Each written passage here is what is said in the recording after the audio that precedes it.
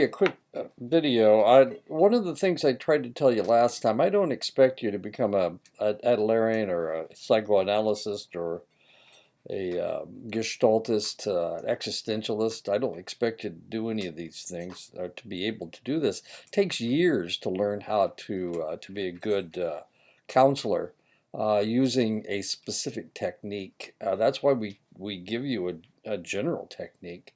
It's the one that I learned. Um, we called it Rogerian therapy using Egan's model, and that's actually what you're using. Not that that's all that important. Uh, One of the things that people have talked about when they're talking about this class is that they want you to show that you know how to counsel. Well, that's uh, we're not really showing you. We're showing you a generic technique. We're not showing you any specific technique. These are specific techniques, of course, but we don't. I mean, it takes years to learn this stuff. So let me show you a film. I don't expect you to be able to do these things like go, okay, counsel like behaviorism. Okay, now switch to psychoanalysis. Let me show you what I'm talking about. This, this is a piano player, but in reality, this is exactly what I'm talking about. When Derek Paravicini is playing the piano, it's hard to believe there's anything he can't do. And yet, when you meet him away from the keyboard, as we first did in London 6 years ago, the contrast is shocking. Can you hold up 3 fingers for me? I can do that. Can you hold up 3? I don't know how to do it. You want me to show you 3? Yes, please, Okay. yes. Derek is a musical savant, blessed with an island of extreme talent in a sea of profound disability. Derek was excited to show us the skills that make him so exceptional.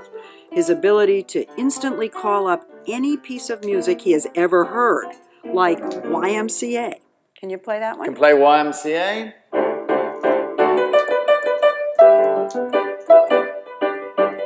And I asked him to play a show tune. But it isn't just that Derek remembers them. He can transform them effortlessly and seamlessly into the styles of different musicians, like jazz greats. Switch to Oscar Peterson.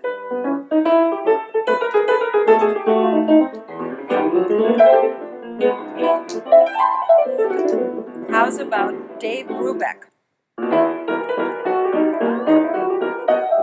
It's like he's got libraries of pieces and styles in his head. Adam Ockelford is...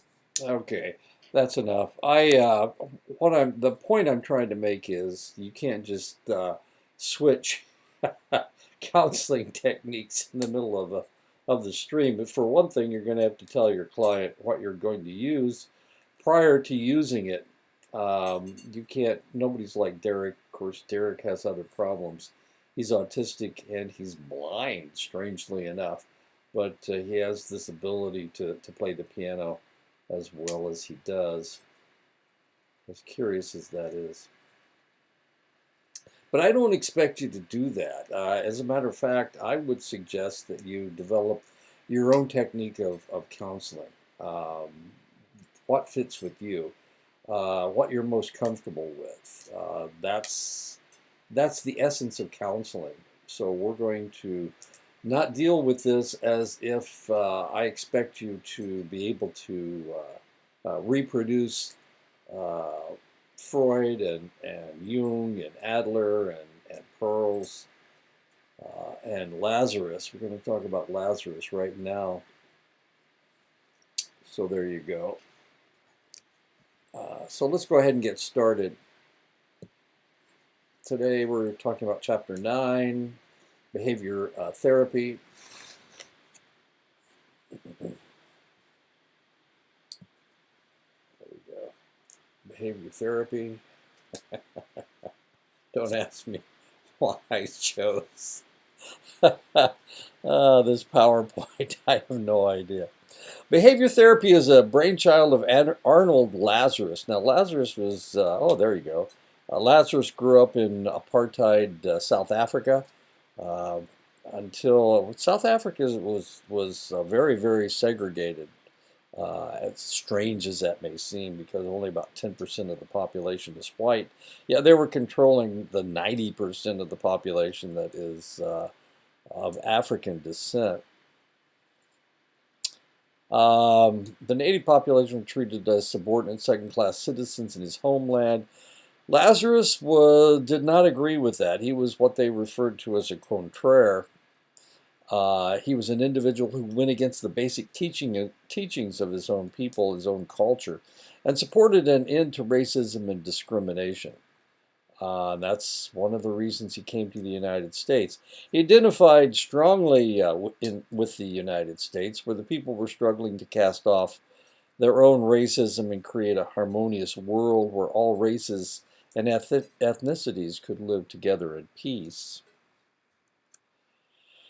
The current view in behavior therapy is that the person is the producer and the product of his or her environment. So this has been an argument in psychology for a long time. Is it nature or nurture?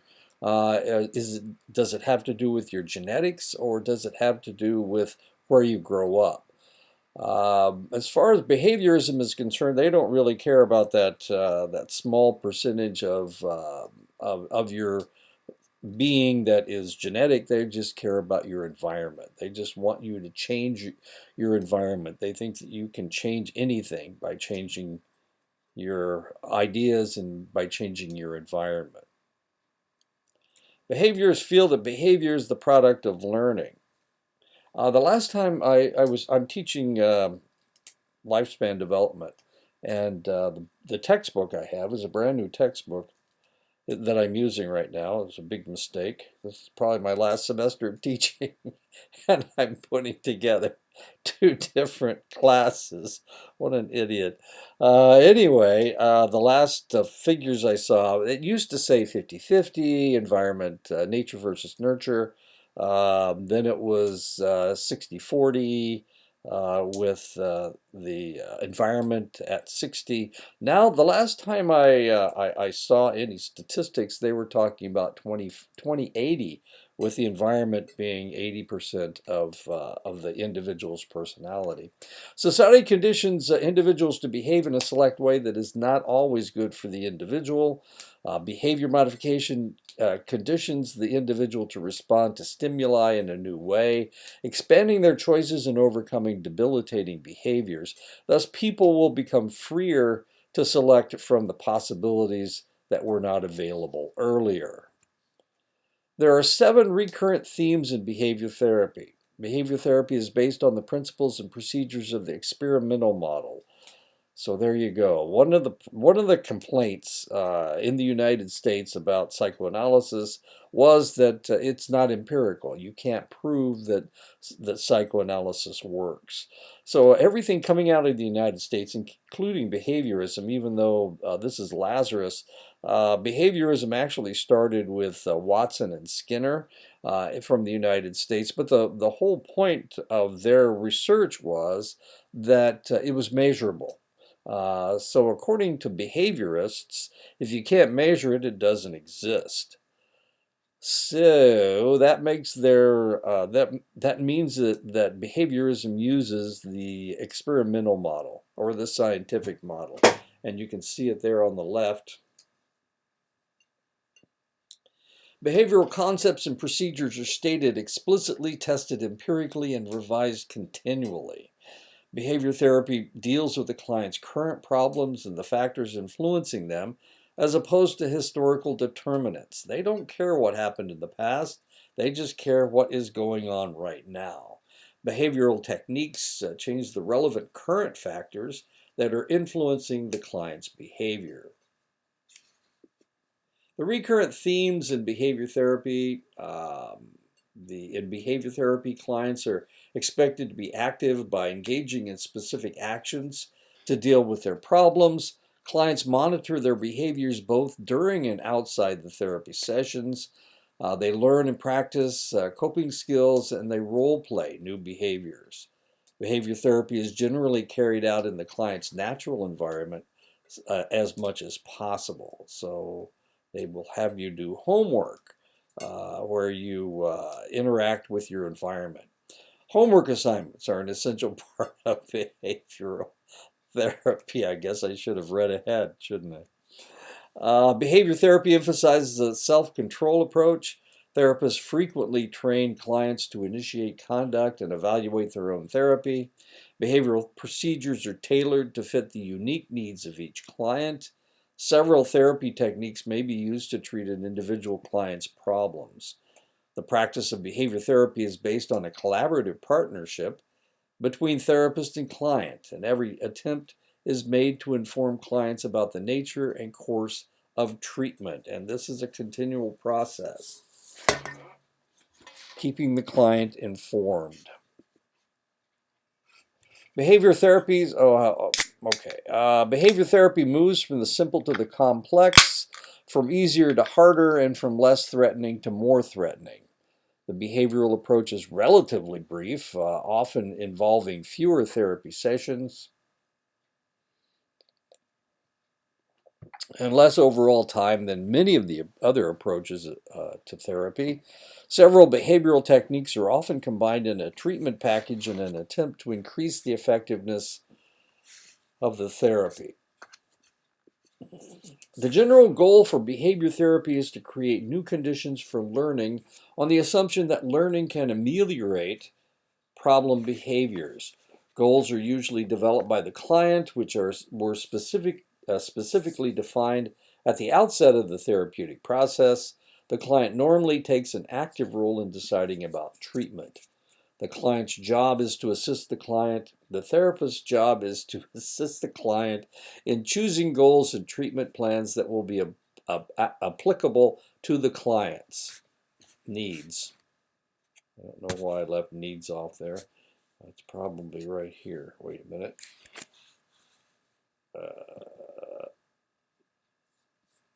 And the answer is problems.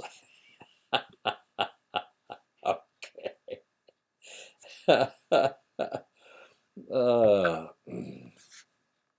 I put this lecture together about 15 years ago, actually.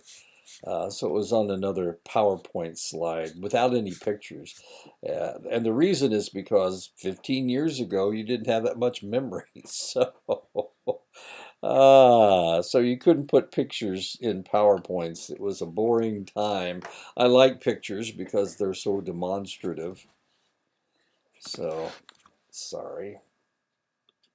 Or not, you're lucky. You get to see the pictures.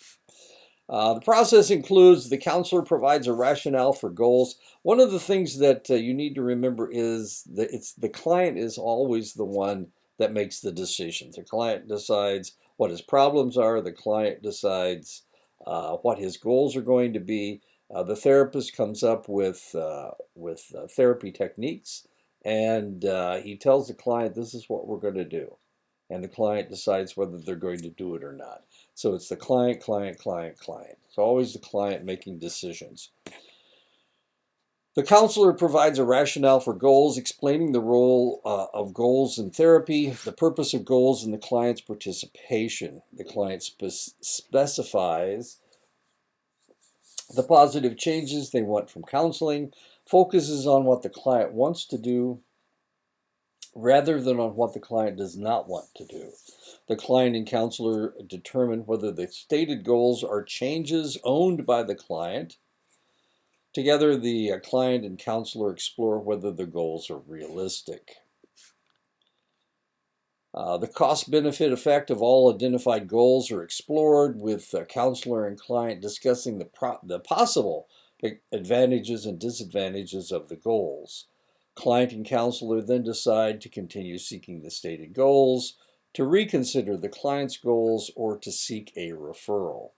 Once goals have been agreed upon, a process of defining them begins. The client and counselor discuss the behaviors associated with the goals, the circumstances required for change, and the nature of sub-goals and a plan of action to work toward these goals. Systematically attempting to get information about situational antecedents, the dimensions of the problem behavior, and the consequences of the problem. These are the therapeutic process. This is part of the therapeutic process. Clarifying the client's problem with the client, designing a target behavior, formulating the goals of therapy with the client, identifying the maintaining conditions. How are you going to make this last for an extended length of time? Implementing a change plan, evaluating the success of the change plan, and conducting follow-up assessments. This is Mabel. Mabel comes to therapy to reduce her anxiety that is keeping her from leaving her house. The therapist asks her how she experiences the anxiety of leaving her house, including what she actually does in these situations. When did it begin? In what situations does it arise? What does she do at these times? What are her feelings and thoughts in these situations? How do her present fears interfere with living effectively? At this point, specific behavioral goals will be developed and strategies will be designed to help the client reduce her anxiety to a manageable level. One of the fundamental processes by which clients learn new behavior is through imitation. The therapist as a person becomes a significant model. Because clients often view the therapist as worthy of emulation, they pattern attitudes, values, beliefs, and behavior after her or him. Thus, therapists should be aware of the crucial role that they play. They will become the model for the client. To be unaware of the power that they have in influencing the client's way of thinking and behaving is to deny the central importance of their own personhood in the therapeutic process. One of the unique contributions of behavior therapy is that it provides the therapist with a well-defined system of procedures to employ within the context of a well-defined role. It also provides the client with a clear role, and it stresses the importance of client awareness and participation in the therapeutic process. A large part of the therapist's role is teaching concrete skills through role-playing, modeling behavior, rehearsal, and feedback. The client engages in role-playing, modeling, rehearsal, and other active behaviors as part of therapy and generally receives active homework assignments to complete between therapy sessions. And the homework is very important. That's actually where the work is done. The therapy sessions are primarily teaching the client how to do the homework, and then you send them out to do the homework, and that's where the healing takes place. One of the unique contributions of behavior therapy is that it provides the therapist with a well-defined system of procedures to employ within the context of a well-defined role. It also provides the client with a clear role, and it stresses the importance of client awareness and participation in the therapeutic process. A large part of the therapist's role is teaching concrete skills through role-playing, modeling, behavior rehearsal, and feedback. The client engages in role-playing, modeling, rehearsal, and other active behaviors as part of therapy and generally receives active homework assignments to complete between therapy sessions. It is clear that the clients are expected to do more than merely gather insights. They need to be willing to make changes and continue implementing new behavior once formal treatment has ended. Treatment goals are stated in concrete and measurable terms, which provides clients with a frame of reference for assessing their progress in accomplishing their goals.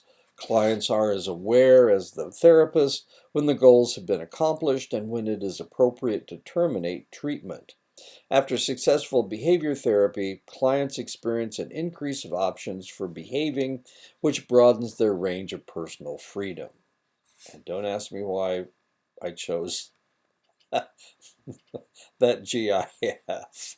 I just thought it was interesting. A good therapeutic relationship increases the chances that the client will be receptive to therapy.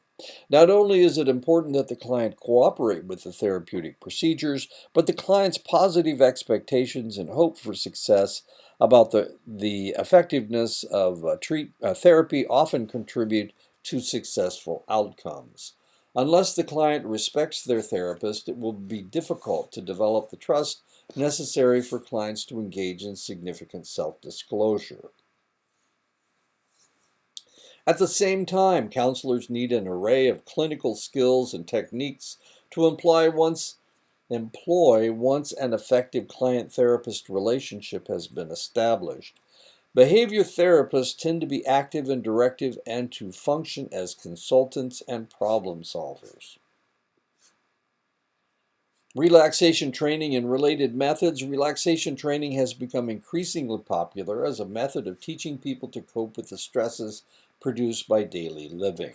It is aimed at achieving muscle and mental relaxation and is easily learned. After clients learn the basic of relaxation procedures, it is essential that they practice these exercises daily to obtain maximum results. And if we're going to look at several techniques used in the behavioral therapy, and relaxation is part of all of them. Relaxation training typically requires 4 to 8 hours of instruction. Clients are given a set of instructions that ask them to relax. They assume a passive and relaxed position in a quiet environment while alternately contracting and relaxing muscles. Deep and regular breathing is associated with producing relaxation. At the same time, the clients learn to let go, usually by focusing on pleasant thoughts and images. Relaxation becomes a well-learned response, which can become a habitual pattern if practiced daily for 20 to 25 minutes. And this is also part of mindfulness training. This is just one muscle group that I'm showing. George runs his own company. He is 67 years old and has just suffered his second heart attack, despite the fact that he is on a strict diet and doesn't smoke. George's therapist has decided to use relaxation techniques on him to lower his blood pressure and control his stress. At the session, George is asked to sit in an easy chair, to close his eyes, and imagine that he is under a tree in the spring looking over a green meadow. He is asked to contract the muscles in his legs, hold the tension for 5 seconds, and release. This is done in succession with all his major muscle groups, and by the time he's done, the stress has been relieved.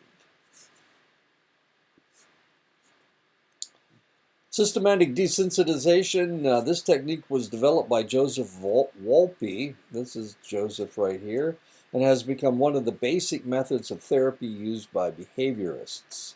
Clients imagine successively more anxiety-arousing situations at the same time that they are engaged in a behavior that competes with the anxiety. Gradually or systematically, clients become less sensitive or desensitized to the anxiety-arousing situation. Now, what we're talking about is doing relaxation therapy with the anxiety-inducing triggers. Systematic desensitization is based on the principles of classical conditioning.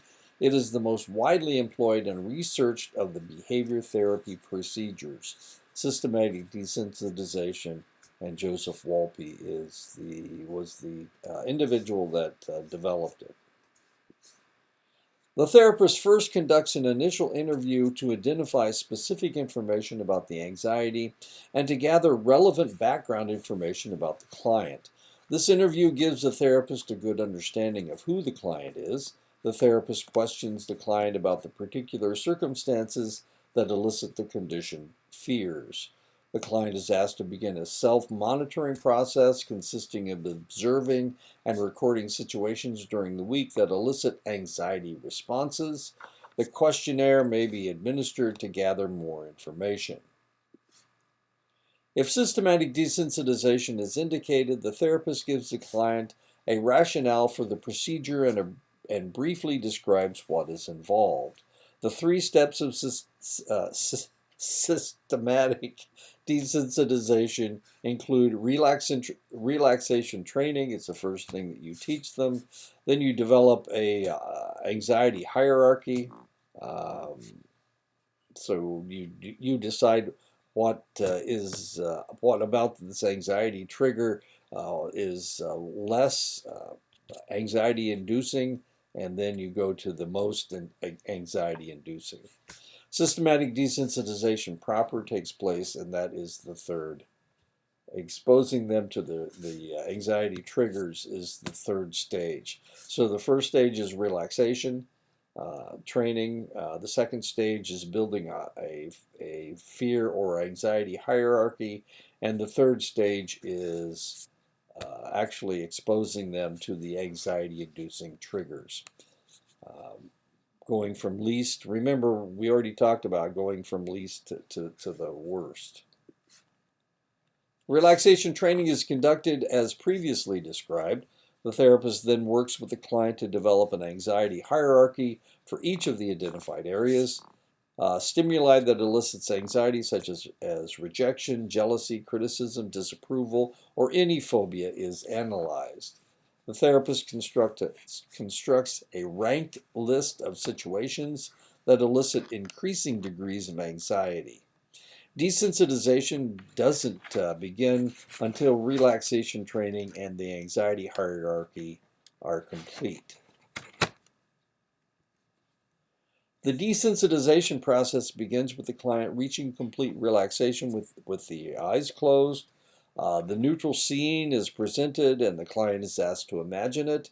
If the client stays relaxed, they're asked to imagine the least anxiety-arousing scene on the hierarchy of situations that have been developed. The therapist moves progressively up the hierarchy of situations that has been developed. The therapist moves progressively up the hierarchy until the client signals that they are experiencing anxiety, at which time the scene is terminated. Relaxation is induced again, and the client continues up the hierarchy. Treatment ends when the client is able to remain in a relaxed state while imagining the scene that is the most anxiety-inducing. Homework and follow-up are essential components of successful desensitization. Clients can practice selected relaxation procedures daily, at which time they visualize scenes completed in the previous session. Gradually, they expose themselves to daily life situations as a further way to manage their anxieties. Systematic desensitization can be used to treat phobias, nightmares, obsessions, stuttering, depression, anxiety, anorexia nervosa, compulsions, and body image disturbances. Jacqueline suffers from obsessive-compulsive disorder. The therapist worked with her on relaxation training and developing an anxiety hierarchy that ran from having a hair out of place to eating dirty food. When desensitization began, Jacqueline had a hard time relaxing because the therapist's tie was crooked. After Jacqueline fixed his tie, desensitization began with allowing people to see her with her hair mussed. After several sessions, Jacqueline had worked her way up to the dirty food, and the therapist began each session by pulling his tie crooked and throwing it over his shoulder. In vivo desensitization involves client exposure to the actual feared situations in the hierarchy in real life rather than simply imagining situations. Clients engage in brief graduated series of exposure to feared events. Clients can terminate exposure if they experience a high level of anxiety. As in desensitization, clients learn competing responses involving muscular relaxation. The client encounters the feared situation accompanied by the therapist. Clients can be given homework here. They practice the exposure degrees that have been accomplished in therapy. In vivo would be if you're afraid of dogs. In vivo would be being near dogs, actual dogs, not just thinking about the dogs. And eventually, of course, you would be able to pet the dog. Same thing with spiders. You would, instead of just thinking about spiders, you'd actually be in the presence of a spider. That's in vivo. In vivo means in the body. Melvin is afraid of riding in elevators. When he begins therapy, he goes through relaxation training and told that he will be using in vivo desensitization in therapy. After he develops his anxiety hierarchy, which runs from going into an elevator to being stuck in an elevator near the top floor, his therapist begins desensitization training. The first few sessions deal with going into a tall building, and they progress up to approaching the elevator. The therapist sees him twice a week, but he is given homework where he has to practice getting as far as they did together alone 3 times a week. And that's how we cured Melvin of his fear of elevators. Flooding is another form of exposure therapy, which refers to either in vivo or imagined exposure to anxiety-evoking stimuli for a prolonged period of time. As is characteristic of all exposure therapies, even though the client experiences anxiety during exposure, the feared consequences do not occur. In vivo flooding consists of intense prolonged exposure to the actual anxiety-producing stimuli. And this is, if he was afraid of rats, you would put him in a room full of rats. Joyce was a wonderful classical guitarist, but she suffered from stage fright induced from being laughed at when she was a child and played classical guitar at a school talent contest instead of rock and roll. Before her only adult gig, she not only vomited before the performance, but she almost wet herself several times during the performance. The therapist decided to use in vivo flooding as a therapy. He took Joyce to the Gallup Mall and had her play guitar for 2-hour stretches. During the session, she was exposed to rude teenagers and some people who ignored her, but mostly she was well received, and after 4 days, she was over her stage fright. And she didn't wet herself once. Eye movement desensitization and reprocessing is a fairly new technique that involves rhythmic eye movement to treat traumatic stress and memories of clients. It has been developed to help people deal with traumatic memories and has been used to assist, and it was actually developed by the VA to help combat veterans. But they realized, hey, we could use this for any trauma. So it's used for combat veterans, sexual abuse victims, victims of crime, rape survivors, accident victims, individuals dealing with anxiety, panic, depression, grief, addictions, and phobia who do not respond to other forms of treatment. Eye movement desensitization and reprocessing consists of 8 essential phases. Eye movement desensitization and reprocessing is used to help clients restructure their cognitions or to reprocess information. The first phase of treatment involves obtaining information and the conceptualizing and defining the client's problem. Specific targets are selected, such as dysfunctional memories that set the groundwork for pathology, present situations that trigger the disturbance, specific skills and behavior necessary for adaptive future action.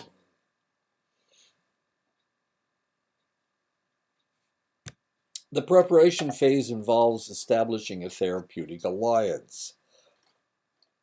The therapist explains the EMDR process and its effects, discussing any concerns and expectations the clients may have, initiates relaxation procedures, and creates a safe climate where the client is able to engage in emotive imagery.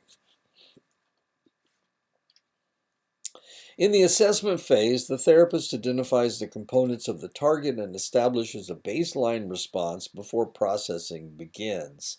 This assessment includes identifying a traumatic memory that results in anxiety, identifying the emotion and physical sensations associated with the traumatic event, evaluating the subjective unit of disturbance scale of images, identifying a negative cognition that is associated with the disturbance event, and finding an adaptive belief or positive cognition that would lessen the anxiety surrounding the treatment event. In the desensitization phase, the client visualizes the traumatic image, verbalizes the maladaptive belief or negative cognition, and pays attention to the physical sensations. Exposure is limited, and the client may have direct exposure to the most disturbing elements for less than 1 minute per session. During this process, the client is instructed to visually track the therapist's index finger as it is moved rapidly and rhythmically back and forth across the client's line of vision from 12 to 24 times. So it has to actually do with the movement of your eyes. And so you hold your head still, and as the therapist moves his finger to the extreme from one side to the other, you can't think of the negative anxiety that is causing your problem, because it is you're doing something physical, moving your eyes, and it's fairly uncomfortable to go all the way over to the right and then all the way over to the left. The client is instructed to block out the negative experience momentarily and breathe deeply to report that they are imagining, feeling, and thinking. The installation phase consists of installing and increasing the strength of the positive cognition the client has identified as the replacement for the original negative cognition. The objective is to associate the traumatic event with an adaptive belief so that the memory no longer has power to result in anxiety and negative thinking. The focus is on the strength of the client's positive assessment, which is pivotal for the therapeutic gains to be maintained.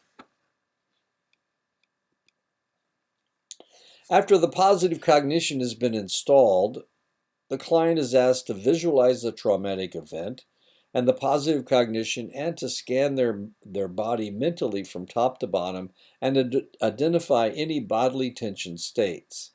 The body scan is completed when the client is able to visualize the target event and at the same time experience little bodily tension and to be able to experience the positive cognition. It is essential that adequate closure be brought to the end of each session. The therapist reminds the client that they may experience disturbing images, emotions, and thoughts between the sessions. The client is asked to keep a log or journal and record disturbing material. The use of the log and the relaxation of visualization techniques are crucial for client stability between sessions. Instructions are typically given to the client in the form of homework to be completed. Reevaluation is the last phase of treatment, which should be implemented at the beginning of each new session. The clinician assists the client in reassessing previously processed targets and reviews the client's responses to determine if the treatment is progressing. The last phase of EMDR includes several behavioral processes: reconceptualization of the client's problems, establishing new therapeutic goals, engaging in further desensitization, continuing the work of cognitive restructuring, continuing the self-monitoring process, and collaboratively evaluating the outcome of treatment.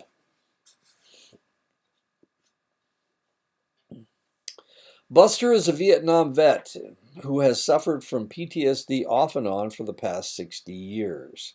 After trying all the other therapies, his doctor sent him to a behavior therapist who specializes in EMDR.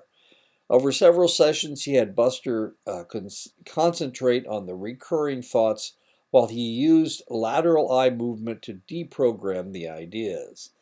He was also told that moving his head from side to side whenever he had encroaching thoughts might relieve his visions. Within the first week, the number of encroaching thoughts decreased dramatically. His sleep pattern improved and his work habits returned to normal. Assertion training is one form of social skills training. At each developmental stage of life, important social skills must be mastered. People who lack social skills frequently experience interpersonal difficulties at home, at work, school, and during leisure time. Many people have difficulty feeling that it is appropriate or right to assert themselves. Assertion training can be useful for those who cannot express anger or irritation, who have difficulty saying no, who are overly polite and allow others to take advantage of them, who find it difficult to express affection and other positive responses, who feel that they do not have the right to express their thoughts, beliefs, and feelings. One goal of assertion training is to increase people's behavioral repertoire so that they can make the choice of whether to behave assertively in certain situations. Another goal is teaching people to express themselves in ways that reflect sensitivity to the feelings and rights of others. Assertion does not mean aggression. Thus, truly assertive people do not stand up for their rights at all costs, ignoring the feelings of others. Most assertion training focuses on clients, negative self statements, self defeating beliefs, faulty thinking. People often behave in unassertive ways because they don't think they have the right to state a viewpoint or ask for what they want to or deserve. Thus, their thinking leads to passive behavior.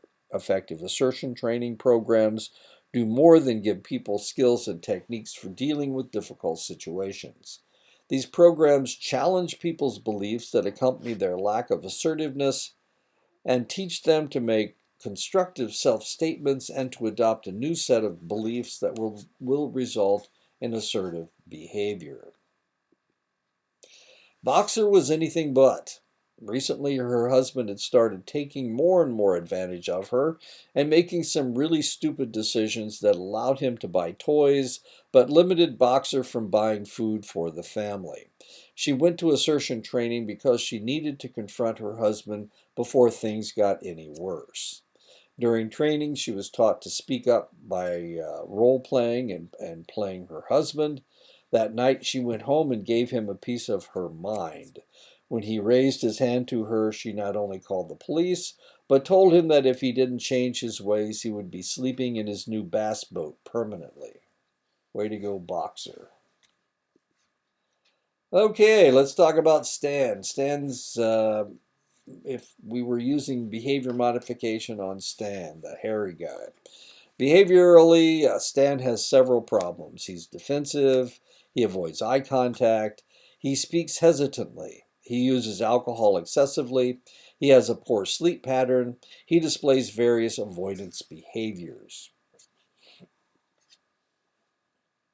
Emotionally, Stan has several problems. He has anxiety, panic attacks, depression, fear of criticism and rejection, feeling worthless and stupid, feeling isolated and alienated. Cognitively, Stan has several problems. He worries about death and dying. He maintains many self defeating thoughts and beliefs. He is governed by categorical imperatives, shoulds, oughts, and musts. He engages in fatalistic thinking. He compares himself negatively with others. Interpersonally, Stan has several problems. He is unassertive. He has an unsatisfactory relationship with his parents. He has few friends. He is afraid of contact with women and fears intimacy. He feels socially inferior. The therapist assesses Stan's needs and, along with Stan, develops a treatment plan. Stan decides that he wants to function without drugs and alcohol. The therapist has him keep a record of when he drinks and what events lead to drinking.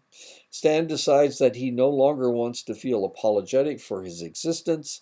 The therapist uses behavioral skills training, modeling, role playing, behavioral rehearsal to improve the way that he talks to people, especially his boss. Stan's development plan. Stan wants to stop feeling anxious about women. The therapist uses behavioral rehearsal with Stan, role playing. Stan wants to rid himself of his fear of failure. The therapist uses systematic desensitization with this problem, instructing Stan in relaxation therapy. And that is it. So I'll talk to you again next week. I think it's cognitive behavioral therapy next week.